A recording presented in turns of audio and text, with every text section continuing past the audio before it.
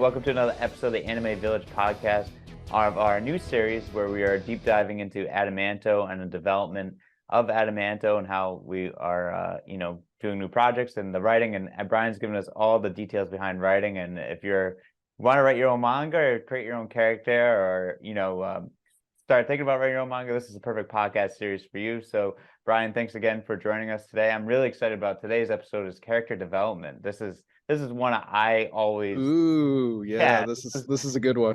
This is always the one that I feel like is the biggest struggle for people, I think, with characters or creating characters or want to create a character. So I'm excited to have you on for this one. Yeah, it's great to be back. So for the second installment for world building, character development, stories, narratives, all that wonderful stuff. Great to be here. I love it. So let's dive into it. So character development. When you're developing a character, what's like the first thing you think of when you develop? Is it the character name? Is it the mannerisms? Or is it the look? What do you think of when you first think of a character? Honestly, with me, it's not one thing. There's always something that triggers it, though. That's the only kind of commonality between all the characters that I've ever created throughout my life. It's never like I follow a process where first name, then characteristics, then mannerisms, then look, or in that, that kind of list or in some sort of order. It's never like that. It's always something that triggers it. So for instance, using Shin'ichi Tanso, who's the chief protagonist from Adamanto, what got him going was the actor Sonny Chiba.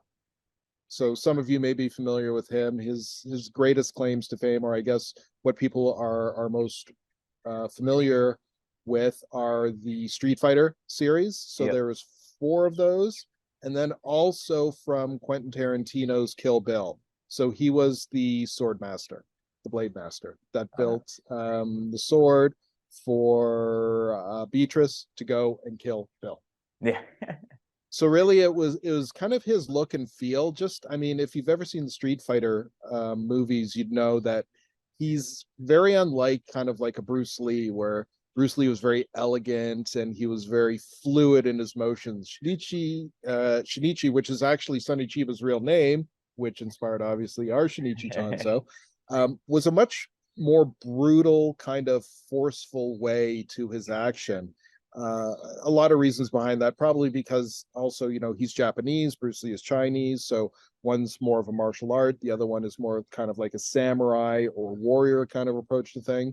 But really, when it came to developing the main character for Adamanto, we wanted someone that was a bit older, right? We didn't want a teenager. We didn't want someone who had just started out, someone who had been around for quite a few years, and someone who is more brute force than finesse. That's kind of like the genesis for the character. And then we kind of built on it from there, like his look and feel. So we made him a bladesmith, right? He's a master iron worker. So he builds weapons for the Yamato clan, which is the clan that he now belongs to. And he's also a master warrior, horsesmith, weapons of all manner. He knows how to build them. He knows how to use them. So he's kind of like a jack of all trades, but not in a general sense, because he's master level at all of these crafts. Yeah, it's really cool that you're able to like come up with this character and then like build on it but base it off a true person, a real person. And I think that's a fantastic like approach of like how to like come up with characters. Now, when you have other characters that you're writing about or guys that you're thinking about, like Lord Kami, like have you sat on these characters for a while, or is this something that you're like, what could be another like asset to Shinichi or whatever, Yeah, sometimes I have a character that I've used in another story or another environment, and I bring him or her into this environment or whatever other environment that we're talking about. And Oda Nobunaga, who's the master of war for the Yamato clan, is actually a perfect example of that. Oda Nobunaga was an actual historic figure in Japanese history. He actually conquered, I believe, a third of Japan before he was assassinated by his general. Oh, wow. So I really wanted to use him because of his background in not only combat, but also strategy and those kind of disciplines. I thought he would make really a great addition to the Yamato clan because he's kind of like the brains behind the operation, like moving all the chess pieces and sending Shinichi over here and doing his work in that manner. So that was kind of like a character that already existed within Japanese history. Another character is Abe no Semi, who is the magician. He also existed in Japanese history, and I wanted to use him because he was renowned as being one of the most powerful, capable magicians in the history, not only of Japan, but in recorded history. So I thought he was a cool character to repurpose and retrofit for the purposes of Adamanto.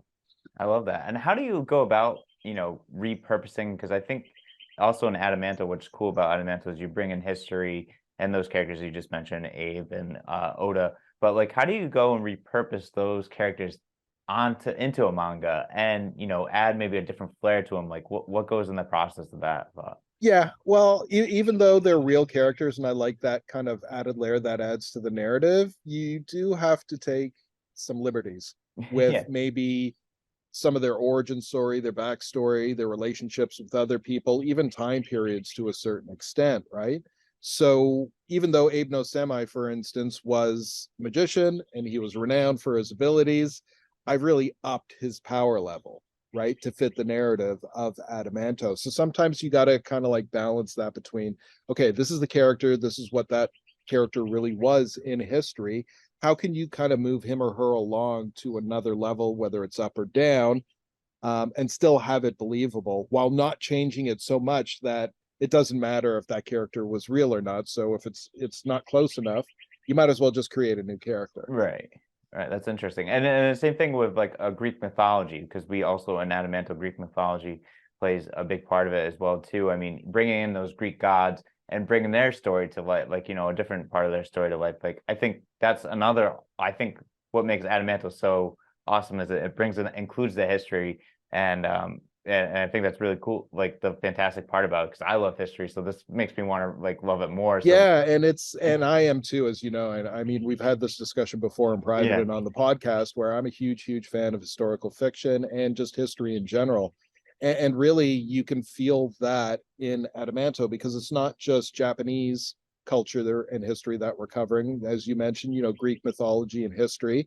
And then when the Yamato clan goes on its quest for world domination, they face the Chang'an dynasty, or sorry, the Tang dynasty from Chang'an, China. yeah, Then they go and tackle the Al Caliphate, which is in the Middle East, in Medina. And then we have the Byzantines of Europe, so Cappadocia, which is Turkey. So you can see how, and some of them intertwine. So, for instance, the Byzantines were heavily influenced by the Greeks, yeah. right? And their mythology.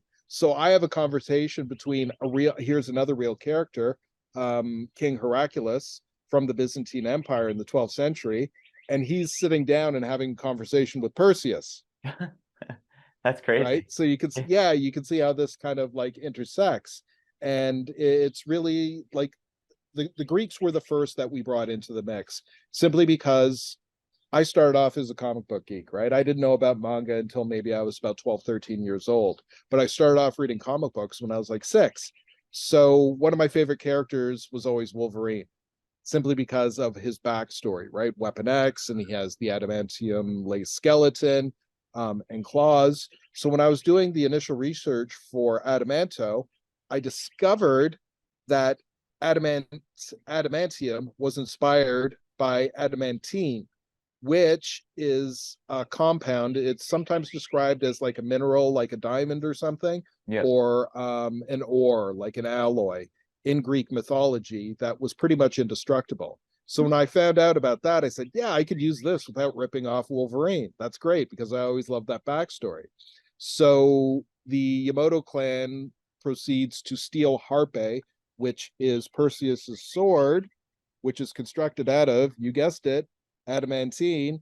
They fuse it with a corrupted form of blood magic as concocted by Abe no Semi to create the Nexus of Adamanto, which are these badass, cool looking gauntlets that Shinichi puts on. And we soon find out that there's more to them than just, we didn't want to just have like these things that we put on, he shoots energy blasts, and that's been done to death. There's a lot of backstory that goes into it, where it derives its power from, how it works, its effect on who is using it, and so on and so forth. But that's the story for another time. Yeah, yeah, well, definitely that's another installment of this podcast for sure. So I guess one of the biggest things, and I think it's something that's always stuck with me, is from a previous podcast that you and I had did together.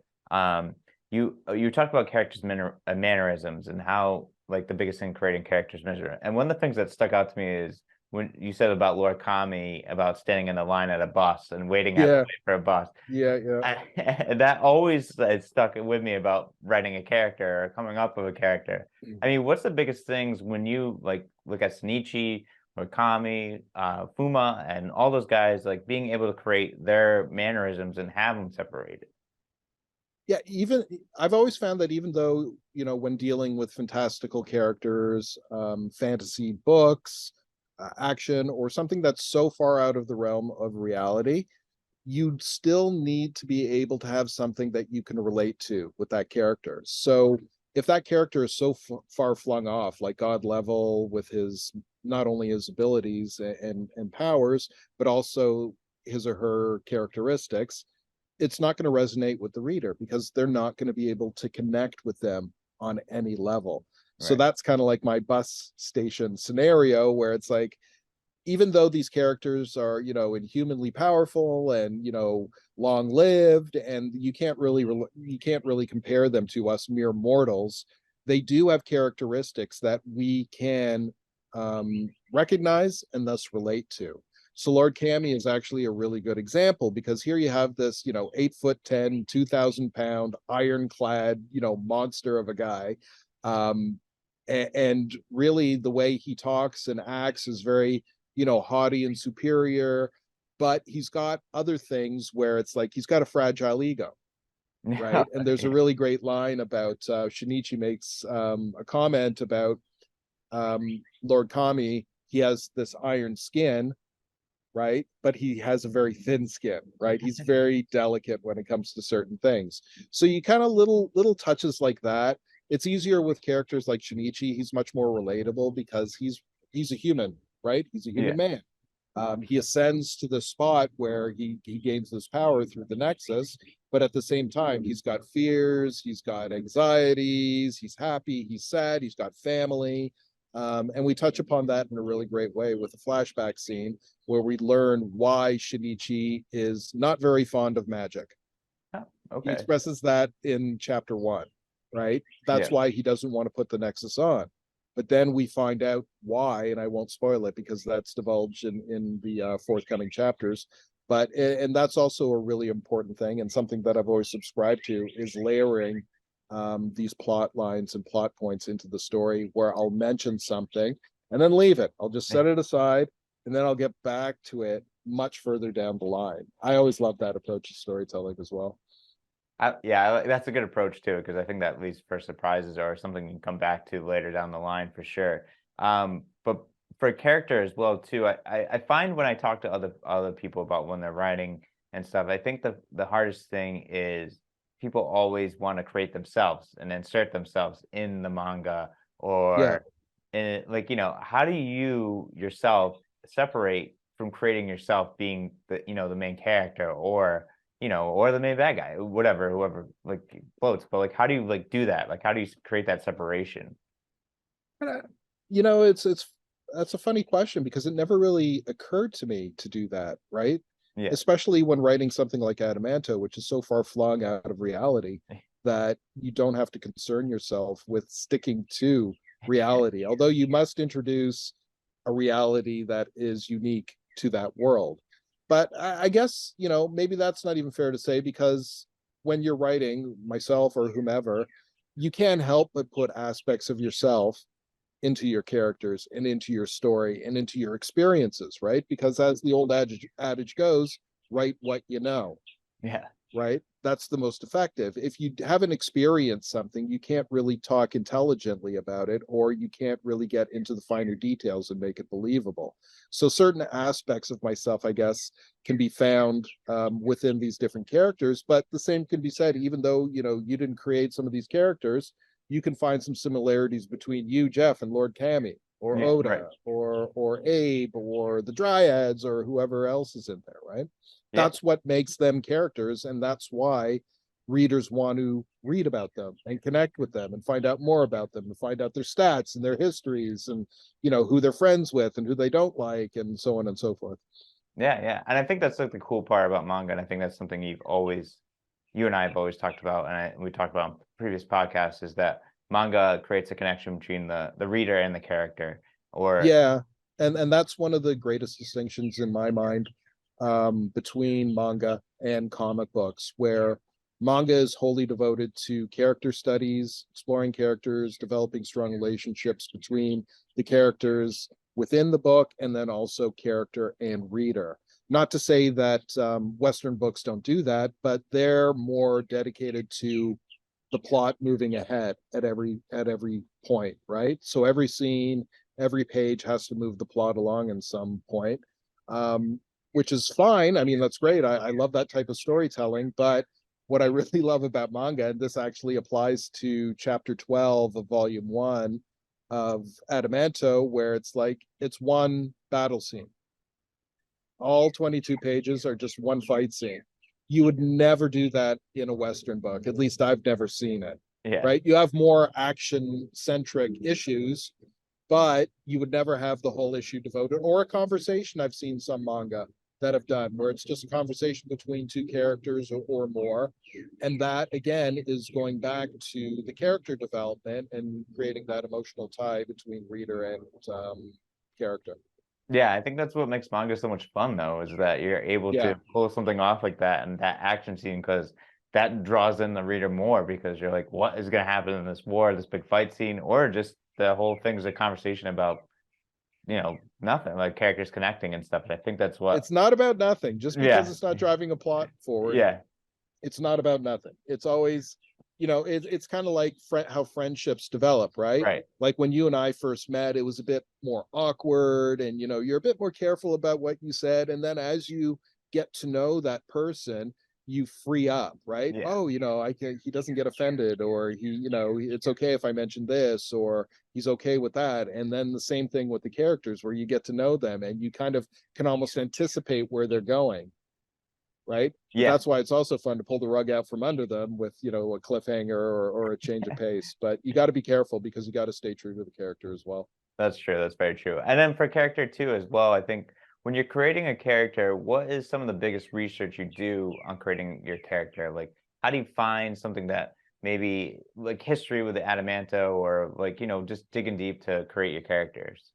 Yeah, Adamanto was actually one of, if not the most research intensive works that I've ever done. And that includes works on screenplays, on novels, pretty much anything that I've ever written. And the reason why is because I've introduced, like I said before, so many different cultures and histories, right? When you got the Byzantines, when you've got the Tangs, when you've got the Caliphate, when you've got the Greeks, you've got the Yamato clan, which is based on a Japanese clan from the 12th century.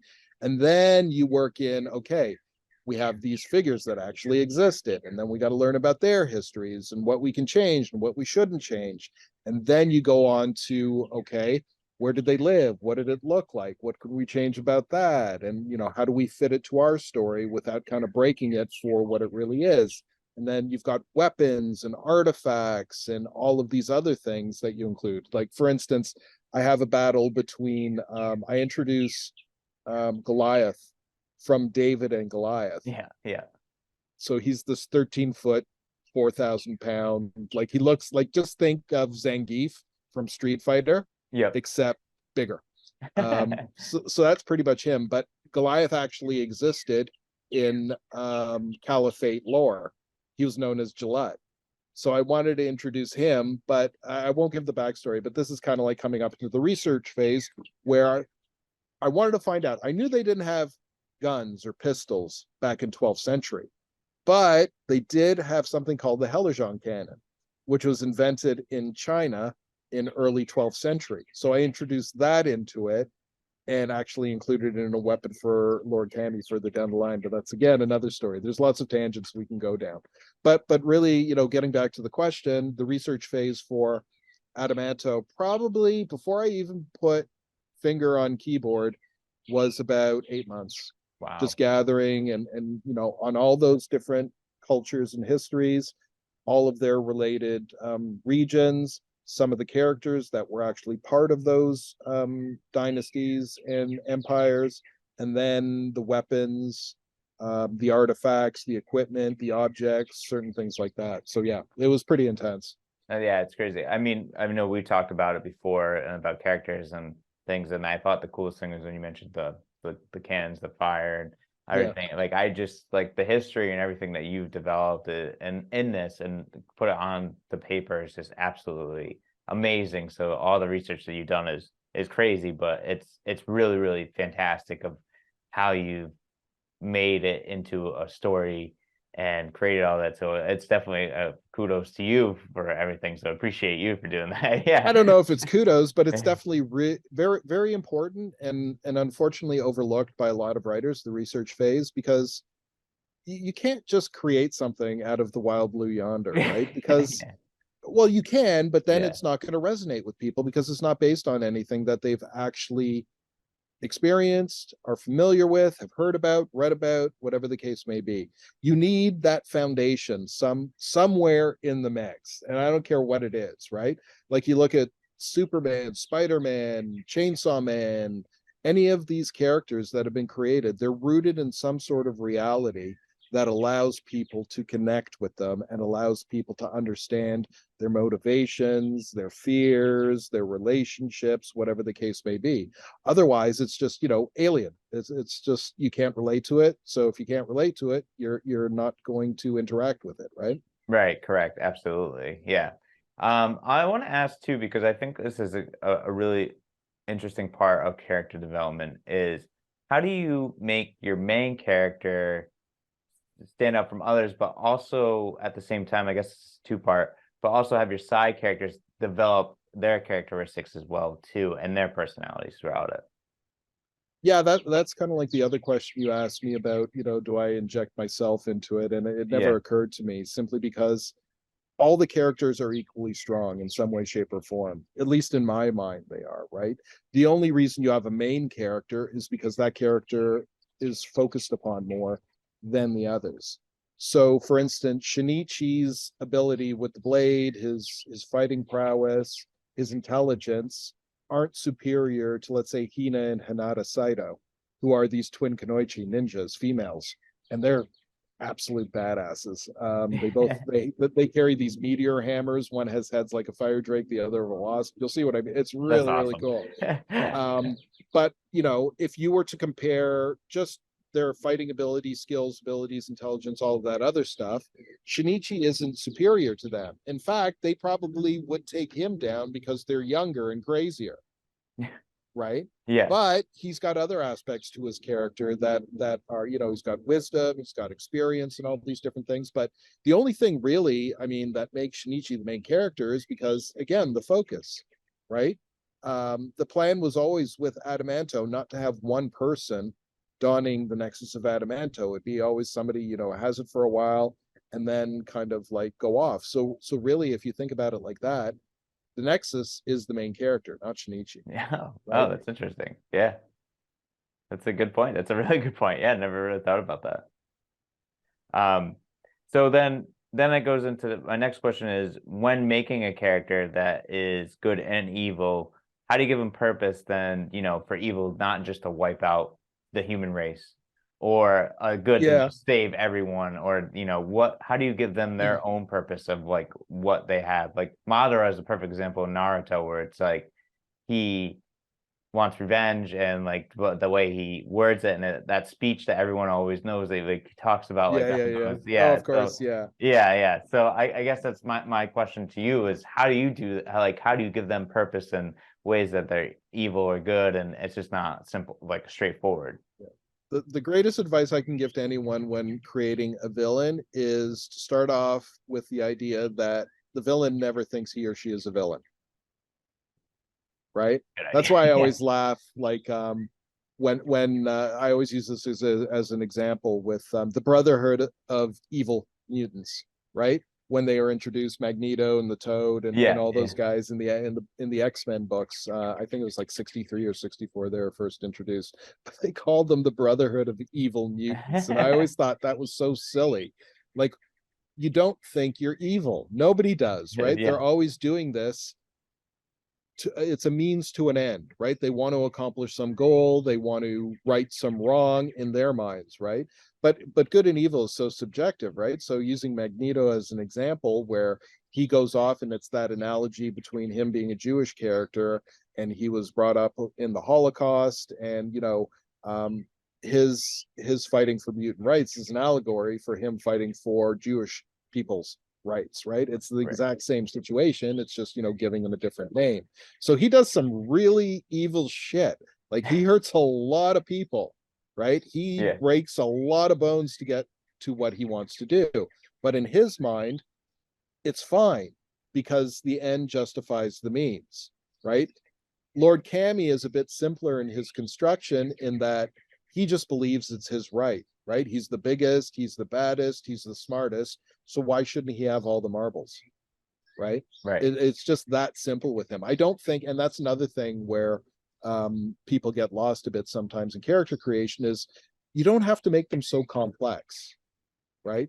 The psychological profile of a character doesn't have to be so Freudian and deep, where it's like you need to go to school for 4 years to understand his or her motivation. Sometimes it's just as simple as, I'm an asshole and I'm going to go and do what I want to do. Right? That's pretty much Lord Kami. He's an asshole, but he's got the power and the ability and the intelligence to get what he's after. Right? Right.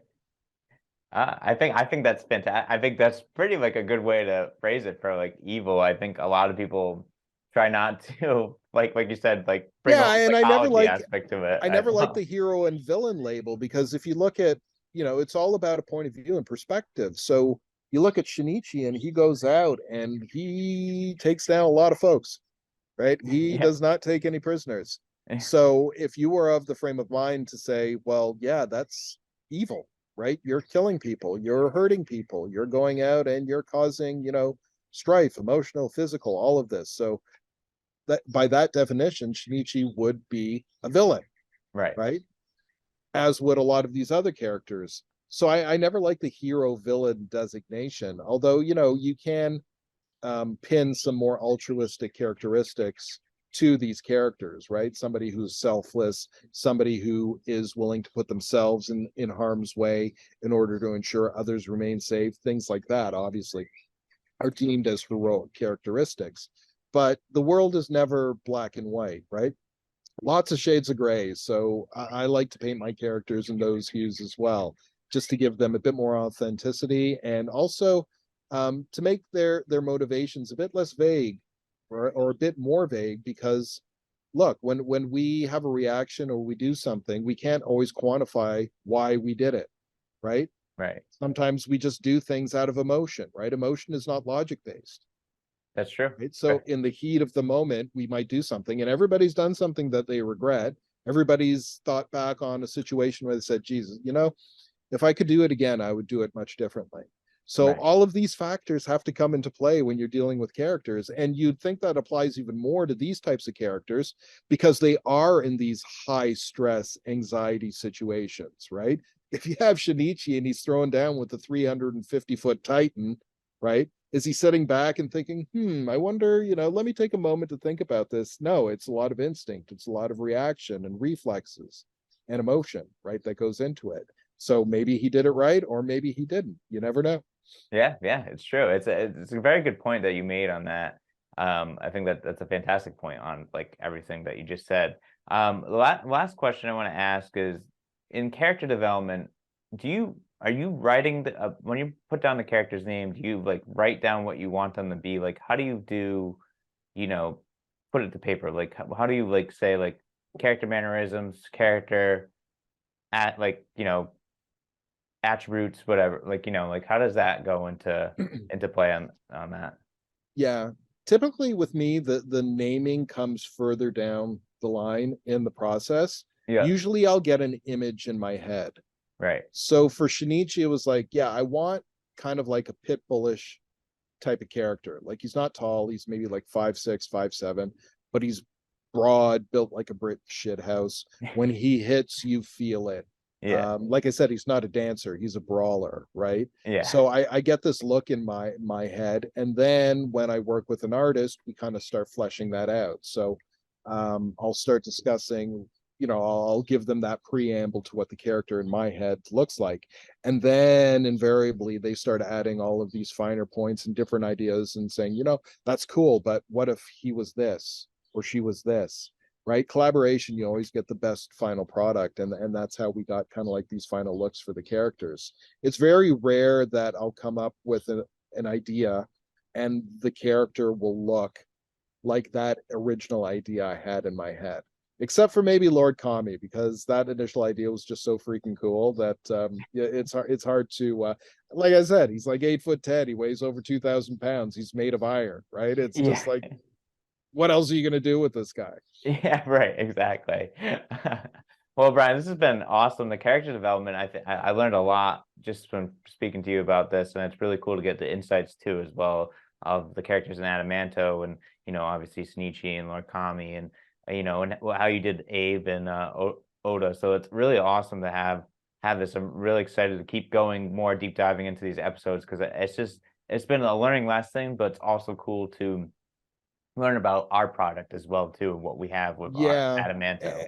And that's the cool thing about the reps process, right? Like we really haven't touched upon that yet, which stands for read, explore, play, and stream, where it's like we're going to have all the characters from Adamanto in the manga, then they're going to be in the open world, virtual worlds, then they're going to be in the RPG, and then further down the line in their own streaming limited series. So it allows really to more like even a deeper character exploration into their histories, into their backstories, right? Because each, like when you're writing a script for a manga, it's quite different from writing a script for an anime series or an Right. RPG, right? You have to add certain elements, right, that you might have left out in the manga because it's an abbreviated form of storytelling, where scripts for shows or movies and scripts for games are expanded, right? Right. Right. So there's a lot of different ways to explore these characters. And honestly, like, man, there's so much to cover. It's like the first volume, while it's 264 pages, just scratches the surface of what these characters are all about, their histories, what they mean to each other, and so on and so forth. Yeah, it's awesome. I mean, what you told me about the characters and everything is just fantastic, and I can't wait for We the. want to get your guy in there Yeah, too. I know. We So got to get him in there. Yeah, I'm working on him. I'm working on him. Which is super exciting.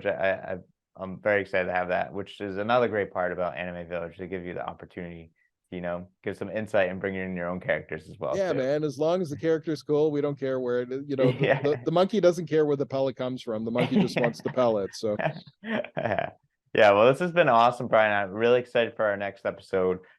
This character development thing was fantastic. Always, I think that's always the biggest question I think a lot of people struggle with too, is character development when they first start getting to writing as well. So this is awesome. So thank you so much for your time again. I'm looking forward to the next one. awesome. Thank you too. Yep.